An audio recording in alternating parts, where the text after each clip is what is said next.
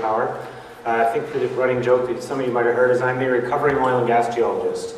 I've been working in exploration, geoscience for most of, if not all of my geology degree, and I drank the geothermal Kool-Aid about 8 years ago.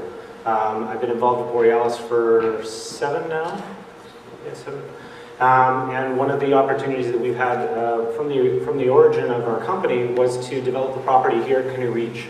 It's been a very long go of this, but our goal as a company, and for me personally, is to help build Canada's first geothermal power plant.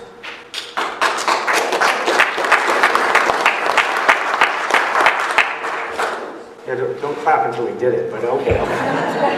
We're trying. That's a start. I see a lot of familiar faces in the audience, and I think a few of you might have bored with this Geothermal 101 in the past. When we're watching this, I want to make advocates for the industry. I don't just want people to understand what we're doing. I need every little bit of support, whether it's talking to your neighbor or your politician or your local finance guy, that this is an incredible opportunity. We see so many of the benefits, but what I really want is when you're listening, try and think about how would I tell someone else about this story.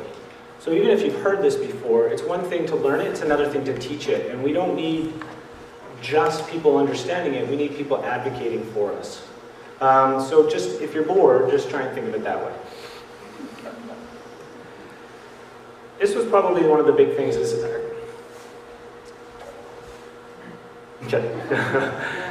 is one of the big things when I got into energy is you need to take a really holistic approach to energy. Try and understand all the different aspects. You know, what does it cost to build it? How much does it cost to run? We use a term called levelized energy costs. So when we incorporate a power facility or your car, when I bought it, how much does it cost to run? How long am I going to run it for? What is the best bang for your buck? And that's environmental aspects, that's community engagement, that's the whole picture. So looking at energy as a whole, that's going to drive me crazy. Am I the only one you can hear? No. Bad. I'll just go over there. We'll try this again.